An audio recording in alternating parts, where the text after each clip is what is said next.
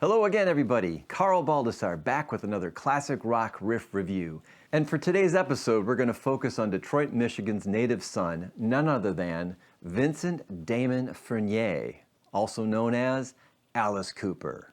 Alice Cooper was the original rock villain with a little bit of tongue-in-cheek on all his shows, and he has created such a universe during his career of sound and theater. It's been so much fun to dig into this material.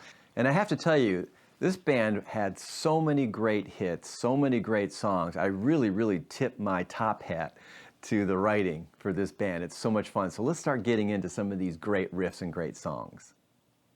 Our tour begins here, in this gallery, where you gaze upon the sweet innocence of youth. Okay, for riff number one, we go back to November 11th, 1970, and it's the hit song, I'm 18. It was from the third album of the Alice Cooper Band, and this song really put them on the charts. Let's take a look at this fantastic riff.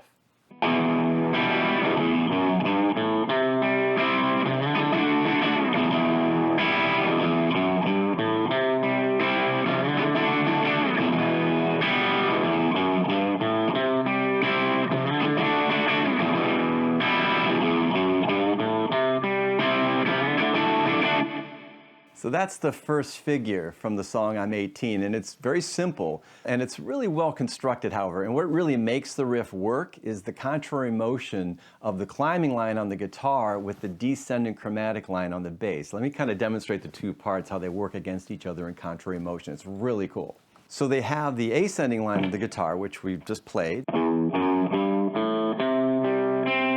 right? And the bass guitar is doing a descending line starting on E, the same note, and going in the other direction, down. So when you put those two lines together, you get this really cool motion.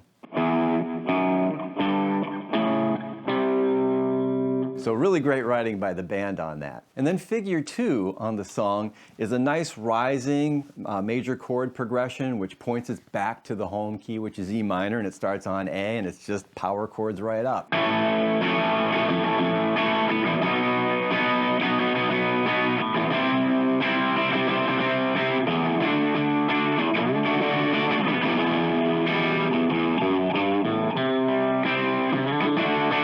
You know, and it turns around really nice.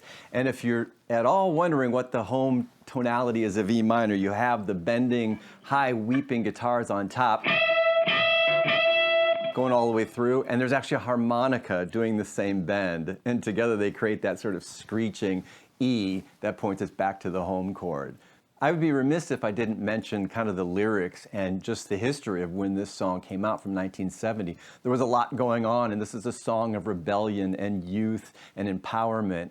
And as he's punctuating the rhythm with the lyric, I'm 18. It's really cool how he puts the lyric rhythm with the chord rhythm.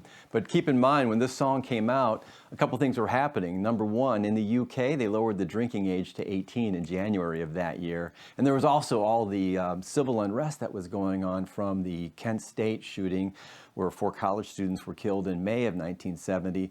And lastly, we had the end of an era where Jimi Hendrix and Janis Joplin died just merely a month before this song was written. So I'm 18 is really quite a historic statement. I didn't mean to frighten you. Come, let us continue our tour. There is much to see, so look alive and stay together. Okay, for riff number two from the Alice Cooper Band, we're going to go to September 28th, 1971, off of their fourth album called Killer. This song is called Under My Wheels and has a really iconic vocal intro which says, "The telephone is ringing." So let's go answer the call and listen to this first riff.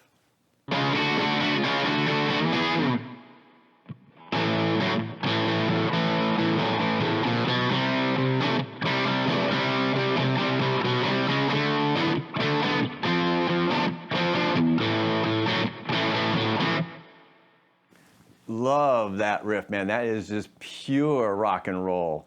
And I love the little introduction thing they do, which I didn't do the bending stuff at the beginning, but the little push chords at the top, where they're doing... they're playing that without doubling the root, so they're power chords, but they're not doubling the root, so they're going 1, 5, 3, and it's a really clean, clear major triad sound. But you can see I'm actually not barring the root, the octave of the root. So that's a pretty cool way to start. And I love all the little run-up lines that they're doing on the chords. Check this out.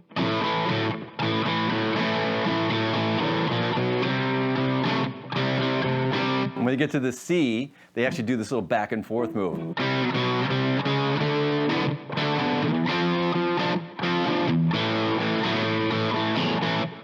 And the other thing that's really quintessential Alice Cooper band, and you see it in this riff, is that they love these moves of a third. We call it mediant movements, but they'll do these moves. In this case, they're doing a minor third movement from an A to a C in these chords. So we go to C from A, then does a whole step move to D, and then one more mediant move to F from D. Right? So just always see that in Alice Cooper's music, especially in the early period. And you got to kind of tip your hat, because Alice Cooper said that the two guitar players in the band in those early years were Mike Bruce and Glenn Buxton. And Mike Bruce he called the chord guy, and Glenn Buxton was the riff guy. So really, a really collaborative sort of group between the two guitar players and Alice Cooper, the lyric writer and songwriter. I am not afraid. There is always room for more in the coffin of time. All right, so for riff number 3, we're going back to June 30th, 1972. And what happens in the month of June? School's Out. So the 5th studio album was called School's Out. We have the title track. It reached number 7 on the US charts, and it has the iconic intro riff. Let's take a listen to it.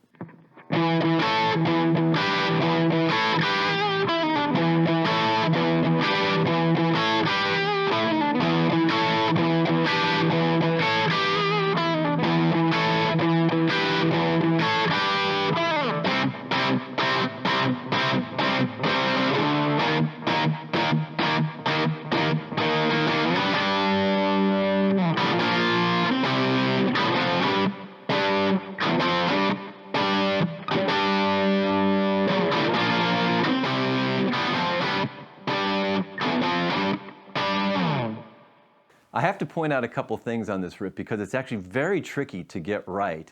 And I got to hand it to the riff writer. I guess it was Glenn Buxton, the guitar player who wrote a lot of the riffs in the Alice Cooper band. But whoever wrote it was fantastic. And the tricky thing about it, and what you have to make sure you do if you want to get the riff, is that you got to make sure you start off at the perfect fifth, okay, on the E power chord. So it's... And the other tricky thing is that you're kind of hitting these bar chords off of that. It's really kind of tricky to finger all that to get the A to the G. And then on the last one, you're just hitting a single note G, and then you got this little chromatic pull off, man. You got to get all of that working together to get that riff right, and you got to do it 4 times right to get it. And of course, on the climb up part, you get another one of these mediant movements where there's a movement of the third from the C. We got C going to E flat there, so that's kind of another signature sound of the band. School's Out for summer. Killer. I leave you now, but I'll be waiting for you on the other side.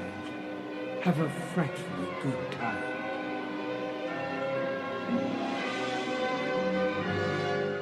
Okay, for riff number 4, we go to September 6, 1972. I'm going to give you 3 riffs from this album. The first one is the title track called Billion Dollar Babies. Oh, Jesus, that was so stupid.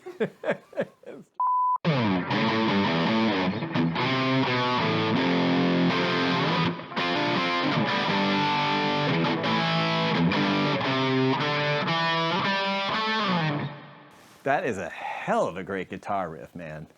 And they really do lots of variations on the theme of that riff. Like at the end, they give you this great A minor climb up at the tag on the riff. So they do something like this.